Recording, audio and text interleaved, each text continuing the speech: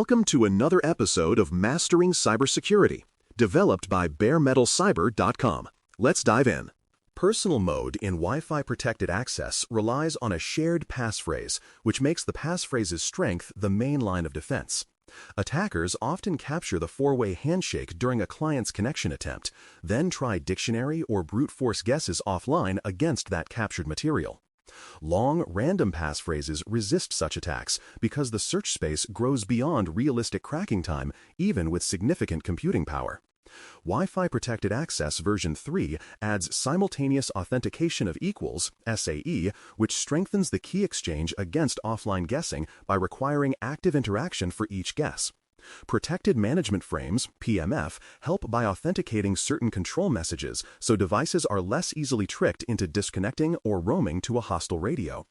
When combined with up-to-date firmware and restricted administration access, a strong passphrase and SAE produce a resilient personal network for homes and small offices. Wi-Fi Protected Setup, WPS, aimed to make joining easier. Yet its convenience introduced a common security weakness through the numeric PIN method. The PIN approach allows attackers to brute force the small number space by repeatedly trying combinations, especially on devices that do not lock out or rate limit attempts. Even when failures are eventually blocked, partial feedback and protocol quirks historically reduce the time needed to discover a valid code. Push-button methods offer less exposure because they require physical presence and a very short pairing window, which shrinks the chance of successful guessing. Many organizations disable WPS entirely or restrict it to push-button only on a separate onboarding SSID where risk is controlled.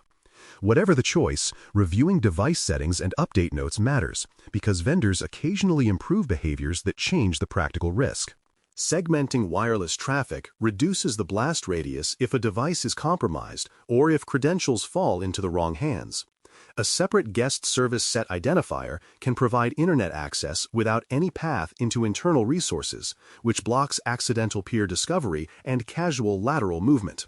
Internet of Things, IoT gadgets, such as cameras or smart displays, often benefit from their own SSID mapped to a virtual local area network, VLAN, with strict firewall rules.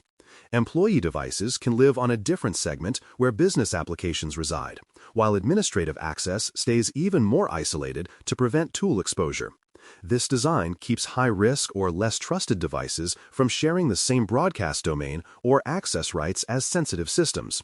When identity and group membership tie to dynamic VLAN assignment in enterprise mode, segmentation follows the person or device without manual reshuffling. Secure access point configuration supports strong authentication by removing easy shortcuts that attackers frequently exploit in the field. Firmware updates close known vulnerabilities and add features like protected management frames, so a routine update practice pays direct security dividends. Default administrator passwords and wide-open management interfaces invite tampering, which is why limiting administration to trusted wired networks or management VLANs reduces exposure. Retiring legacy ciphers and protocols such as Temporal Key Integrity Protocol, TKIP, or Wired Equivalent Privacy prevents devices from falling back to unsafe modes under mixed compatibility settings. Media Access Control, MAC, address filters can help with inventory discipline, yet they should never be treated as a security control because addresses are easily copied or forged. Clear documentation of intended settings helps teams keep deployments consistent across multiple access points and sites. Radio planning and physical safeguards matter because security begins with who can receive the signal and where hardware can be reached. A simple site survey shows where coverage is strong, where it accidentally leaks outdoors, and where walls or equipment create dead zones that encourage risky workarounds. Adjusting transmit power and antenna placement can keep the footprint inside the building while still serving legitimate work areas, which eases concerns about drive-by eavesdropping. Choosing non-overlapping channels in each area reduces interference that causes retransmissions, which can otherwise mask or trigger spurious alarms during monitoring. Access points benefit from tamper-resistant mounting, hidden cabling, and locks network closets so a visitor cannot plug in to management ports or reset devices quietly. These physical layers complement cryptography by making attacks harder to execute without drawing attention to unusual presence or behavior. Ongoing monitoring adds an early warning layer that complements authentication, encryption, and careful configuration. A wireless intrusion detection system, WIDS, listens for telltale events such as repeated deauthentication frames, sudden SSID impersonation, or clients connecting to a suspicious BSSID in the lobby. A wireless intrusion prevention system, WIPS, can actively respond by containing or isolating rogue radios, though this needs measured use to avoid unintentional disruption or policy conflicts. Inventory checks that compare known access points against what radios hear help to spot unauthorized devices quickly, even when they imitate names that appear familiar. Centralized logging from controllers and access points gives a timeline that ties radio events to users or devices, which helps investigations answer who connected, where, and when. Alerting tuned for realistic thresholds prevents fatigue, so genuine anomalies stand out instead of getting buried in noise.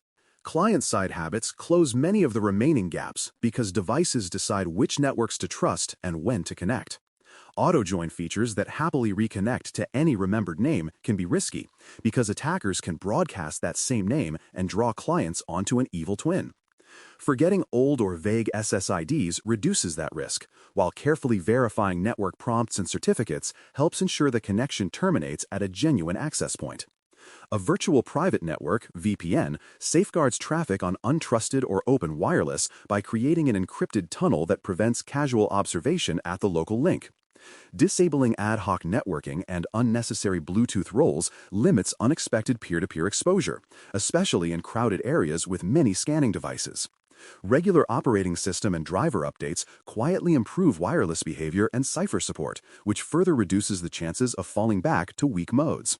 Public hotspots and travel environments combine convenience with uncertainty, which makes simple checks matter more than usual. Verifying the exact network name with a posted sign or staff member reduces the chance of joining a nearby evil twin that advertises a lookalike SSID.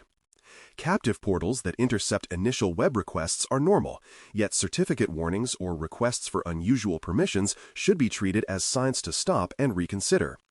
Hypertext Transfer Protocol Secure, HTTPS, protects website content even on open Wi-Fi, but it does not authenticate the hotspot itself, which is why validating the network and using a VPN still help.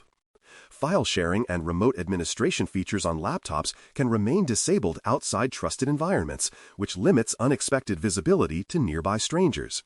Simple written policies for small businesses clarify which networks are acceptable, which tools should be used, and what to do when something feels wrong. Strong wireless security rests on a consistent set of ideas that reinforce one another across the full life cycle. Choose modern authentication and encryption that fit the environment. Prefer per-identity models when possible, and avoid legacy protocols that invite shortcuts. Keep devices and configurations current. Review default settings carefully, and restrict administrative access so only intended paths exist. Segment traffic so that guests, work devices, and Internet of Things equipment remain separated, and plan the radio footprint so signals reach intended spaces. Observe the environment with detection and logging that catch unusual events early, and encourage client behaviors that reduce the chance of accidental trust.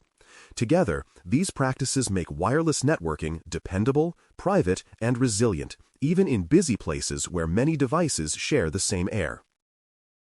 Thanks for listening. For more audio courses, daily newsletters, and more, please visit baremetalcyber.com.